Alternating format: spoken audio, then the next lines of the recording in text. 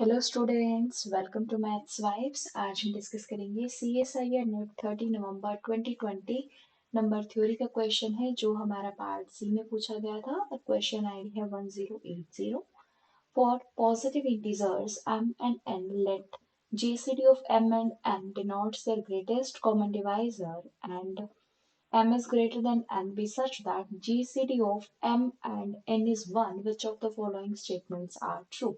The first option is GCD of m minus n and m plus n is 1. Second one is GCD of m minus n and m plus n can have a prime divisor. And the third one is there exist integer x and y such that nx minus my is equals to 3. And the fourth one is GCD of m minus n and m plus n can be an odd prime. So first of all, first option को check करने के लिए हम कुछ ऐसा इसको discard करने की ट्राई करें। तो उसके लिए अगर हम कंसीडर करें m की वैल्यू 5 एंड n की वैल्यू 3, तो GCD of m minus n which is 2 and m plus n is 8, इनका GCD 2 होता है which is not equals to 1। So first option हमारा डिस्कार्ड हो गया। अब जीसीडी, अगर जीसीडी हमारा 1 नहीं होगा तो ऑब्वियस सी बात है इसके पास प्राइम डिवाइजर्स होंगे। प्राइम डिवाइजर्स होंगे कैन हैव, अगर जीसीडी हमारा 1 नहीं हुआ उससे बड़ा हुआ तो उसके पास हमेशा प्राइम डिवाइजर्स एग्जिस्ट करेंगे। तो सेकंड हमारा करेक्ट हो जाएगा। Third one is there exist x y such that n x minus m y is 3। जैसा हमें गिवन है GCD of m and n is 1, अगर GCD of m and n is 1 है, this implies that there exists x1 y1 belongs to z such that mx1 plus ny1 is 1। तो इस equation को 3 से multiply करते हैं क्योंकि हमें इक्वल में 3 चाहिए। तो 3x1m plus 3y1n is 3। Now,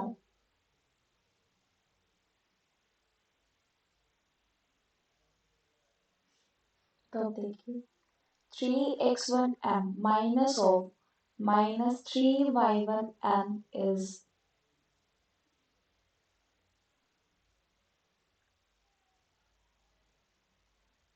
हमें ऑप्शन के अकॉर्डिंग अगर हम देखें तो n x minus m y है, तो हमें एक्स के साथ एन वाला कंसीडर करना होगा, तभी हम डिजायर्ड रिजल्ट पर पहुंच पाएंगे।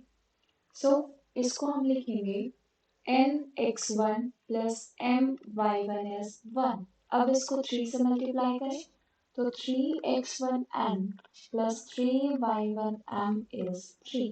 तो 3x1n हो गया।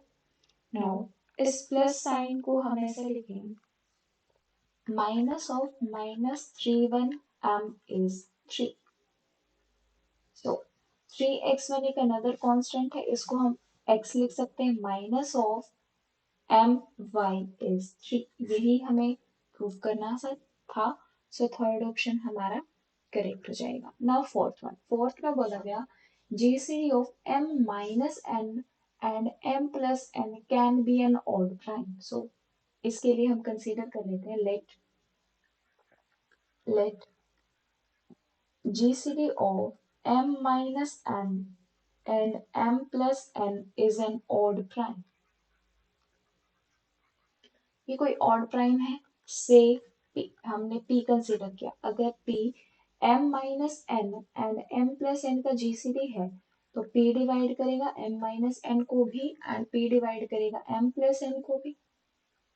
अगर p m माइनस n को भी डिवाइड कर रहा है, p m प्लस n को भी डिवाइड कर रहा है, तो p इन दोनों के सम को भी डिवाइड करेगा, तो इट मींस p डिवाइड करेगा 2m को।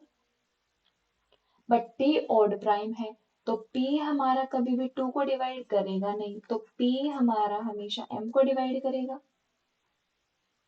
अब देखिए p अगर m को डिवाइड कर रहा है और p अगर m प्लस n को डिवाइड कर रहा है, तो this implies that p divides n। यहाँ से p ने m को डिवाइड किया, यहाँ से p ने n को डिवाइड किया, This implies that P divides GCD of M and N, and GCD is 1, P divides 1, जबकि P एक odd prime है, odd prime, which is not possible. ये पॉसिबल नहीं है। तो जो हमने अज्यूम किया कि ये कि जो उनका जीसीडी है वो हमारा कोई ओड प्राइम होगा, वो हमारी अजम्पशन नहीं होगी true. So always even prime होगा। सो फोर्थ में है कि कैन बी ओड प्राइम, नहीं ये कभी भी ओड प्राइम नहीं होगा। सो फोर्थ इज ऑल्सो इनकरेक्ट। इस क्वेश्चन के करेक्ट ऑप्शन है सेकेंड एंड थर्ड। एंड जो नेक्स्ट क्वेश्चन है वो हमारा ग्रुप थ्योरी में पूछा गया क्वेश्चन, पार्ट सी में ही पूछा गया था। क्वेश्चन आईडी है 1081। Let G be the cyclic group of order A and H is equals to S5 with a permutation group of 5 elements. Which of the following statements are necessarily true? So हमें बताना है कौन सी statement true होगी. The first one is there exists no non-trivial group homomorphism from G to H. Second one is there exists no injective group homomorphism from G to H, and the third one is there exists no surjective group homomorphism from G to H, and the fourth one is there are more than 20 different group homomorphism from G to H. So सबसे पहले हमें given है G कोई cyclic group है order ए का। सो first option हम देखते हैं। फर्स्ट में बोला गया कि G से H पर कोई भी नॉन ट्रिवियल ग्रुप होमोमॉर्फिज्म हमें नहीं मिलेगी। As we know that कि G is a cyclic group of order 8, तो एक रिजल्ट होता है, रिजल्ट है हमारा if G is a cyclic group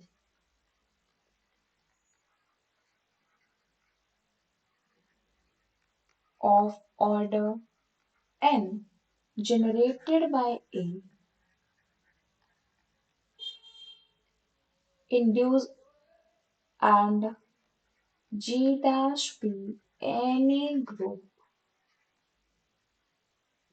then f of A is equals to B induces a unique group homomorphism for every B belongs to G dash such that order of B divides order of A। क्या result है कि अगर G हमारा कोई भी cyclic group है जिसका order n है और जो ग्रुप साइक्लिक है वो हमारा A एलिमेंट से जनरेट हो रहा है और G डैश कोई एक अनदर ग्रुप है, तो हम अगर ग्रुप G के जनरेटर को एलिमेंट B पे मैप करवाएं and order of B must divide the order of A, then वहां पर हमेशा एक यूनिक ग्रुप होमोमॉर्फिज्म एग्जिस्ट करेगी। जैसे यहाँ पर G का जो ऑर्डर है वो हमारा 8 है और हम कंसीडर करते हैं let A be generator of G। हमने कंसीडर किया कि जो A है वो हमारा G का जनरेटर है। अगर जनरेटर है तो हम जनरेटर को किसी भी एलिमेंट पर मैप करवाएं जो S5 का एलिमेंट होगा और S5 के उस एलिमेंट का ऑर्डर A के ऑर्डर को डिवाइड करेगा। अब A अगर जनरेटर है तो ऑर्डर ऑफ A जो होगा वो 8 होगा, तो हमें S5 का वो एलिमेंट कंसीडर करें हम जो 8 को डिवाइड करता हूं। तो हम कंसीडर कर लें अगर 1 2 3 4, ये ऑर्डर कितना है 4 4 है एंड 4 डिवाइड्स 8, तो ये एक यूनिक होमोमॉर्फिज्म एग्जिस्ट हमारी कर गई इस केस में। सो फर्स्ट ऑप्शन हमारा करेक्ट हो जाएगा, ए इज ट्रू। नेक्स्ट बी में हमें ये बोला गया कि G से H पर कोई भी इंजेक्टिव होमोमॉर्फिज्म नहीं होगी, इंजेक्टिव ग्रुप होमोमॉर्फिज्म एग्जिस्ट नहीं करेगी। अगर इंजेक्टिव है if there exist injective group homomorphism अगर इंजेक्टिव ग्रुप होमोमॉर्फिज्म एग्जिस्ट की हमारी from G to S5, from G to S5, अगर ये ऐसा एग्जिस्ट किया तो F of G which is G upon kernel of F, injective है तो कर्नल F हमारा सिंगलटन ये हो जाएगा singleton zero. So F G which is a subgroup of S5. This implies that G is isomorphic to F of G is subgroup of S5. इसका meaning है कि S5 के पास कोई ऐसा सबग्रुप एग्जिस्ट करेगा जो हमारा साइक्लिक ग्रुप ऑफ ऑर्डर 8 के आइसोमॉर्फिक होगा. बट एक्चुअल में अगर S5 के पास कोई ऐसा ग्रुप एग्जिस्ट किया, इट मीन्स क्या है कि S5 के पास ऑर्डर 8 का एलिमेंट भी एग्जिस्ट करेगा, but S5 does not have element of order 8. Order 8 का कोई एग्जिस्ट नहीं करेगा. इसका मीनिंग क्या है कि G के बीच में और S5 इन दोनों के बीच में कोई भी इंजेक्टिव होमोमॉर्फिज्म एग्जिस्ट नहीं करेगी. सो सेकंड ऑप्शन हमारा करेक्ट हो गया and the first one is incorrect. Now third में बोला गया there exist no surjective group homomorphism from G to H. A is false, यहाँ पर false हो. नाउ थर्ड में क्या है कि let us consider there exist onto homomorphism from G to S5. G to S5 हमने कंसीडर किया कि onto homomorphism एग्जिस्ट करती है. So G by kernel F is isomorphic to S5, क्योंकि अगर onto है तो F of G जो होगा वो हमारा S5 के इक्वल ही हो जाएगा. So G by kernel F हमारा आइसोमॉर्फिक होगा S5 के. नाउ G हमारा साइक्लिक है, G हमारा साइक्लिक है तो जो क्वेश्चन ग्रुप होंगे वो भी हमारे साइक्लिक होंगे. तो G by kernel F जो होगा वो भी साइक्लिक होगा. But S5 is not cyclic. G by kernel F हमारा साइक्लिक है बट S5 साइक्लिक नहीं है तो दोनों आइसोमॉर्फिक नहीं हो सकते. सो this implies that there does not exist onto homomorphism. onto homomorphism exist नहीं करेगी. C ऑप्शन हमारा ट्रू हो जाएगा. एंड एक ये रिजल्ट भी है कि साइक्लिक ग्रुप से नॉन साइक्लिक ग्रुप पर कभी भी onto homomorphism एग्जिस्ट नहीं कर सकती. Now D option.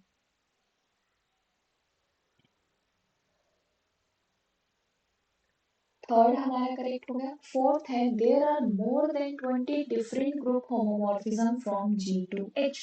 G से H पर हमारी मोर देन 20 ग्रुप होमोमॉर्फिज्म होंगे. सो उसके लिए एक रिजल्ट है if from A cyclic group of order n to any group G dash there are total alpha homomorphism, then alpha होता है summation of alpha d where d divides n and alpha d means elements of order d in G dash. G dash में D order के कितने element हैं उनको alpha D से denote किया and D जो है वो हमारा N को डिवाइड कर रहा है. ठीक है. अब हमारे पास G जो है वो ऑर्डर 8 का साइक्लिक ग्रुप है. This is N. तो D की पॉसिबिलिटी क्या है 1 2 4 एंड 8। सो ओवरऑल अल्फा हमारा क्या हो जाएगा, alpha is alpha 1 plus alpha 2 plus alpha 4 plus alpha 8। अब हमें elements, number of elements find out करने हैं इन S5 of order 1, of order 2, of order 4 end of order 8। So S5 में alpha 1 की वैल्यू क्या हो जाएगी, 1, क्योंकि S5 में ऑर्डर 1 का एलिमेंट हमारा 1 रहता है। नाउ अल्फा 2 है number of elements of order 2 in S5। सो सबसे पहले हम देखते हैं कि 5 की पार्टीशन क्या पॉसिबल हो सकती है, 1 प्लस 2 प्लस 2 और 1 प्लस 1 प्लस 1 प्लस 2। इसके अलावा कोई ऐसी पार्टीशन नहीं होगी जिसका ऑर्डर हमारा 2 हो। सो इसके केस में क्या हो जाएगा, 5 से 2 into 1 factorial. So 5, 4, 3 factorial and 3 factorial into 2. So cancel out, then 10 and इसके केस में हो जाएगा हमारा 5 factorial and 2 raised to the power 2 into 2 factorial. 5, 4, 3, 2 factorial, 4 into 2 factorial. Cancel out, then overall value I 15. 15 plus 10, 25 elements are of order 2 in S5. Now alpha 4. Alpha 4. So 5 की partition हो जाएगी 1 plus 4, इसके अलावा कोई पॉसिबल नहीं होगी। सो 5 से 4 into 3 factorial, 5 into 3 factorial that is 30। So alpha 4 की वैल्यू हो गई 30 एंड 8 ऑर्डर का कोई एलिमेंट नहीं होता इन S5, सो दिस इज 0। तो ओवरऑल अल्फा की वैल्यू हो गई हमारे पास 1 plus 25 plus 30 is 56 which is greater than 20। सो यही बोला गया कि 20 से ज्यादा ग्रुप होमोमॉर्फिज्म एग्जिस्ट करेंगी। सो इसका डी ऑप्शन भी करेक्ट हो जाएगा। सो इस क्वेश्चन के करेक्ट ऑप्शन है सेकंड, थर्ड एंड फोर्थ। अगर आपको वीडियो पसंद आई हो तो लाइक करें, शेयर करें और अगर अब तक चैनल को सब्सक्राइब नहीं किया है तो सब्सक्राइब करें।